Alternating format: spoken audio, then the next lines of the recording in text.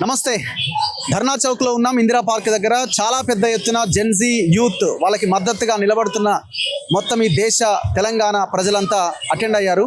So చాలా మంది మళ్ళీ ఇక్కడికి కూడా వందలాది వేలాది మందిగా తరలి వచ్చారు. ఇవాళ మహిళలు, ట్రాన్స్జెండర్ల వీళ్ళు ఏర్పాటు చేసినటువంటి సమావేశం ఇది, ఈ ధర్నా కార్యక్రమం ఇది. సో స్పీచ్లు కొనసాగుతున్న ఒకవైపున నా ముందు తెలంగాణ ఉద్యమకారిణి, కళాకారిణి అన్ని పరిచయం అక్కర్లేదు, ఇంకా విమలక్క గారు ఉన్నారు, మాట్లాడదాం ఒకసారి. నమస్తే విమలక్క గారు. నమస్తే తమ్మి. సో మీకెందుకు ఈ ధర్నాకి, ఈ కార్యక్రమానికి మద్దతు ఇవ్వాలని అనిపించింది? అంటే నీట్కి సంబంధించినటువంటి విషయంలో బాధితులంతా కూడా మన పిల్లలే కనుక మన పిల్లలందరికీ అన్యాయం జరుగుతున్నప్పుడు మనం ఎట్లుకోగలుగుతాం? అందుకోసమే ఈ సమాజం పట్ల బాధ్యత కలిగినటువంటి వాళ్ళం గనక హ్యుమానిటీ తోటి మనం ఖచ్చితంగా పార్టిసిపేట్ చేయాలి, వీళ్ళకి అండగా నిలబడాలి అని ఒక సాంస్కృతిక ఒక విప్లవ సాంస్కృతిక సంఘంలో పనిచేసేటువంటి అరుణోదయ సాంస్కృతిక సమాఖ్య కళాకారిణిగా ఇక్కడికి రావడం జరిగింది. ముఖ్యంగా ఢిల్లీలో అక్కడ జరిగినటువంటి అమానుషమైనటువంటి దాడి, వాళ్ళు చాలా శాంతియుతంగా మేము పార్లమెంట్ వైపు వెళ్తాము, అసలు పార్లమెంట్ దాకా పోవాల్సినటువంటి అవసరం ఎందుకు వచ్చింది అనేది చూడకుండా దానికంటే ముందుగానే వాంగ్చుక్ తను దీక్ష చేపట్టిండు. ఎడ్యుకేషన్ అండ్ ఎన్విరాన్మెంట్, ఈ రెండు లేకపోతే మనకు బతుకు లేదు అనేటువంటి విషయం చాలా స్పష్టంగా తను చెప్పినటువంటి దాంట్లో అందరూ కూడా తనకు మద్దతుగా పోయినటువంటి సందర్భంలో పెద్ద ఎత్తున అతను ఒక ప్రకటన చేసిండు. 20వ తారీఖున నేను శాంతియుతంగా పోతున్నా, నాతో పాటు వచ్చే వాళ్ళెవరు రండి, అంతవరకు ఆ 2 మాటలు మాత్రమే చెప్పిండు ఆయన. ఆ 2 మాటల్ని పురస్కరించుకొని చాలా మంది, లక్షలాది మంది, వేలు కాదు, చాలా మంది మామూలుగా ఉండేటువంటి మీడియా ఏం చేస్తుంది, సోషల్ మీడియా కాకుండా పెద్ద మీడియా అని చెప్పబడుతున్నటువంటి మీడియా ఏం చేస్తుందంటే వేలాది మంది, వందలాది మంది అంటారు, కాదు లక్షల మంది. అక్కడ ఆ ఫోటో చూస్తే చాలా స్పష్టంగా అర్థమవుతుంది. తెలంగాణ రాష్ట్ర సాధన కోసం ఎట్లనైతే లక్షలాది మంది సాగరహారంకు తరలి వచ్చిండ్రో అట్లా తరలి వచ్చిండ్రు అక్కడికి జెన్జీ యూత్ అంతా కూడా. ఇవాళ ఇక్కడ చూస్తున్నాం వాళ్లకు మద్దతుగా. అంటే ఆ రోజు శాంతియుతంగా జరగాల్సినటువంటి దాన్ని హింసాత్మకంగా మార్చినటువంటి వైనం ఇవాళ కేంద్ర ప్రభుత్వమే నేరం చేస్తుంది ఇవాళ. అందుకనే అసలు ఇంతమంది కోరుకుంటున్నారు విద్యాశాఖ మంత్రి దిగిపోవాలి అని. 1-2 దాదాపు 148 సార్లు లీకేజీ, 148 సార్లు పరీక్షలన్నీ కూడా వాయిదా పడుతున్నాయి. ఆ పిల్లల భవిష్యత్తు ఏమిటి? ఇది ఒక అంధకారంలోకి నెట్టబడుతున్నటువంటి సందర్భంలో అసలు ఒక్క మాటలో మనం చెప్పుకోవాలి అంటే విద్య కాషాయీకరణ, విద్య కార్పొరేటీకరణ జరుగుతున్నంత కాలం ఈ లీకులు జరుగుతూనే ఉంటాయి, పరీక్షలు వాయిదా పడుతూనే ఉంటాయి, పిల్లల భవిష్యత్తు కిందికి పోతూనే ఉంటుంది. అందుకనే ఇంతమంది యూత్, అసలు వీళ్ళ భవిష్యత్తే కదా దేశం అంటే. అక్కడ ఒక చిన్న పాప ఒక పోస్టర్ పట్టుకుంది, చిన్న ప్లకార్డ్ పట్టుకుంది. అందులో ఏముంది అంటే ఇది దేశం అంటే ఇది కాదు, అంటే ఇది దేశం అంటే దాని కింద అన్ని రకాల రంగుల పూలు, దానిపైన సీతాకోక చిలుకలు, ఇంకొక వైపున కమలం పువ్వు మాత్రమే ఉంది, 4 కమలం పువ్వులు మాత్రమే. ఇది దేశం కాదు. అసలు దేశం అంటే వీళ్ళు కదా, దేశం అంటే మనం కదా, మనది కదా దేశము. మరి ఈ దేశం మనది అనుకుంటున్నప్పుడు, ఈ దేశం పట్ల బాధ్యతాయుతంగా ఆలోచిస్తున్నప్పుడు, ఈ సమాజం పట్ల బాధ్యతాయుతంగా ఆలోచిస్తున్నటువంటి వాళ్ళదా దేశం మీద కొద్దిగా ఇరుకు మనస్తత్వంతో ఆలోచిస్తున్నటువంటి వాళ్ళదా? అసలు వీళ్ళందరూ ఓట్లేస్తేనే కదా మీరు అధికారంలో ఉన్నారు. అధికారంలో ఉన్నప్పుడు వీళ్ళందరూ కోరుకుంటున్నారు మీరు దిగిపోవాలి అని. ఎందుకు పట్టుకొని వేలాడుతున్నారు? ఒక విద్యాశాఖ మంత్రిని ఎక్కడ గ్యాదర్ అయినా, ఇప్పుడు మిమ్మల్ని అయినా మమ్మల్ని అయినా ఎవరినైనా, వీళ్ళంతా హిందూ వ్యతిరేకులు ఫస్ట్ పాయింట్.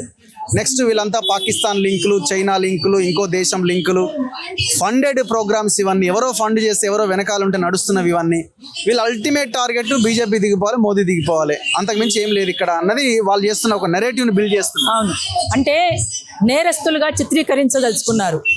వీళ్లకు వ్యతిరేకంగా ఎవరు మాట్లాడినా అసలు వీళ్ళు ఎవరండి? ఒక పార్టీకి సంబంధించిన వాళ్ళు కాదు. వాళ్ళు జై శ్రీరామ్ అంటున్నారు, మధ్యలో వాళ్ళు కూడా జై శ్రీరామ్ అంటున్నారు, జై భారత్ మాత అంటున్నారు, భారత్ మాతకి జై అంటున్నారు. భరతమాత ముద్దు బిడ్డలం మనమంతా. భరతమాత మీ ఒక్కరిదే కాదు, మా అందరిది కూడా భరతమాతనే. భరతమాత అనేటువంటి మాత మనందరిది. మరి ఆ భరతమాతను ఎందుకు ఇట్లా ఇబ్బంది పెడుతున్నారు? భరతమాత అంటే మీరొక్కరే కాదు, అందరిది కదా ఈ దేశం. దేశం అంటే ప్రజలు, ప్రజలంటే దేశం. ప్రజల్లో మీరొక్కరే లేరు. లక్షలాది మంది, కోట్లాది మంది ఉన్నారు. మరి అట్లాంటి కోట్లాది మందిలో మీరు కొద్దిగా మాత్రమే, కానీ ఎక్కువ శాతం ఉన్నటువంటి వాళ్ళు వీళ్ళు. ఇక్కడికి వచ్చిన పిల్లలందరూ కూడా ఏ సంఘానికి సంబంధించిన వాళ్ళు కాదు, ఏ పార్టీకి సంబంధించిన వాళ్ళు కాదు, న్యూట్రల్స్ వాళ్ళంతా. అయినా వాళ్ళు కూడా మధ్య మధ్యలో ఏమంటుండ్రు, మేము కూడా జై శ్రీరామ్ భక్తులమే, కానీ మాకు ఇలా పేపర్ లీకేజ్ పైన జరుగుతున్నటువంటి ఈ వాస్తవాలు ఏవైతే ఉన్నాయో ఆ వాస్తవాల కోసం మేము ఇక్కడికి రావడం జరిగింది. ఇట్లా చేస్తున్నటువంటి పోరాటానికి సంఘీభావంగా మేము రావడం జరిగిందని చాలా స్పష్టంగా మాట్లాడుతున్నారు.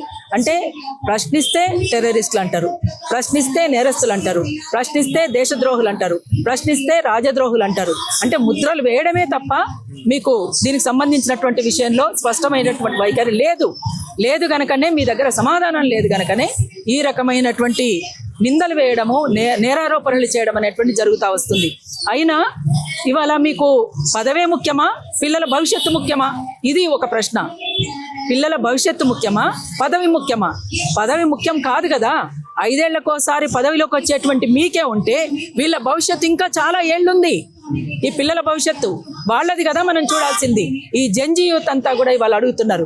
ఇవాళ కాక్రోచ్ల వరకే పరిమితం కాలేదు ఇది. కాక్రోచ్లంతా కూడా జిట్టపురులై తిరగబడుతున్నారు. ఇవాళ కాక్రోచ్ని మేము కాలు కింద నలిపేస్తాం అని మాట్లాడుతున్నారు కొంతమంది. ఎంతకన్నా నలుపుతారు? జిట్టపురులై తిరగబడుతున్నారు వాళ్ళు. ఆ తిరుగుబాటుకు సంకేతమే ఇవాళ హైదరాబాద్ ధర్నా చౌక్లో జరుగుతున్నటువంటి ఈ సంఘీభావ సభ. ఇవాళ మహిళలు, ట్రాన్స్జెండర్స్ కలిసి ఇచ్చినటువంటి పిలుపులో భాగంగా అందరూ కదిలి వచ్చారు. అందులో భాగంగానే ఒక విప్లవ సాంస్కృతిక సంస్థలో పనిచేస్తున్నటువంటి అరుణోదయ కళాకారులంగా మేము ఉద్యమకారులంగా ఇక్కడికి రావడం జరిగింది. అందుకని ఈ పోరాటం సక్సెస్ కావాలి. వాళ్ళది న్యాయమైనటువంటి డిమాండ్, న్యాయమైనటువంటి అభిమతం. అదంతా కూడా వాళ్ళ కోరికను మన్నించి, వాళ్ళ న్యాయమైనటువంటి డిమాండ్ని మన్నించి మీరు వెంటనే రాజీనామా చేయాల్సినటువంటి అవసరం ఉంటుంది. అది కనీస బాధ్యత మీది. మీరు ఆ దృశ్యాలు, ఆ కొడుతున్న దృశ్యాలు, కర్రలు పట్టుకొని పోలీసులు మహిళల మీద చాలా దారుణంగా వ్యవహరించిన తీరు, అవన్నీ చూసినప్పుడు మీరు ఎట్లా రియాక్ట్? చాలా బాధ అనిపించింది. అసలు కళ్ళల్లో నీళ్ళు వచ్చినాయి. ఒక్క మాటలో చెప్పాలి అంటే మలిదశ తెలంగాణ ఉద్యమంలో ఎట్లనైతే లాఠీ చార్జ్ చేయడము, బాష్పవాయు ప్రయోగం చేయడము, రబ్బర్ బుల్లెట్లతోటి ప్రయోగాలు చేయడము, అదేంది దాంతో కళ్ళమంట, నోరుమంట, ఒళ్ళుమంట, అవన్నీ కూడా భరిస్తూ పిల్లలంతా కూడా చిన్న పిల్లలు అసలు ఎట్లా చూస్తే కడుపు తరుక్కుపోతుంది ఆ పిల్లలందరినీ చూస్తే. అసలు అంతమంది పిల్లలు నువ్వు దిగిపో అంటుంటే నువ్వు ఉంటున్నావు అంటే పదవి అమోహం మీకు ఎంత ఉందో దీన్ని బట్టి అర్థమవుతుంది. చాలా అమానుషం, చాలా అన్యాయం. ఇది చాలా ఘోరమైనటువంటి విషయం.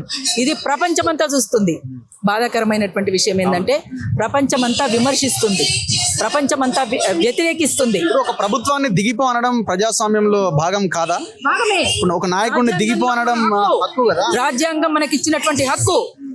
చేతగాని ప్రభుత్వం ఏదైనా ఉంటే దానికి సమాధానం చెప్పలేనటువంటి వాళ్ళు ఎవరైనా ఉంటే దిగిపోవాలి. అది నైతిక బాధ్యత వహిస్తూ వాస్తవంగా దిగిపోవాలి. దిగిపోకుండా పట్టుకొని వేలాడుతున్నారు అంటే మీకు పదవీ వ్యామోహం తప్ప పిల్లల భవిష్యత్తు కాదు అనేటువంటిది చాలా స్పష్టం. అందుకనే ఇంకొకటి కూడా, ఇవాళ కేవలం ఈ నీట్ లీకేజీ పైన మాత్రమే మనం మాట్లాడడం కాదు. అసలు దీనికి పునాది ఎక్కడుంది అంటే, ఇంతకుముందు మనం మాట్లాడుకున్నట్టు, మన అరుణోదయ రాకేష్ అక్కడ మాట్లాడినట్టు, విద్య కాషాయీకరణ, విద్య కార్పొరేటీకరణ, ఈ 2 అంశాలపైన మనం ఉద్యమించకపోతే మన భవిష్యత్తు అంధకారం అవుతుంది, మరింతగా దిగజారిపోతుంది, మరింతగా పతనం అయిపోయేటువంటి అవకాశం ఉంది. కావున మీరు తప్పకుండా వీటి విషయం పట్ల కూడా స్పష్టంగా మాట్లాడాల్సినటువంటి అవసరం ఉంది. పోరాటాన్ని ఎక్కువ పెట్టాల్సినటువంటి అవసరం ఉంది. పాట రాకేష్ వాడతారా?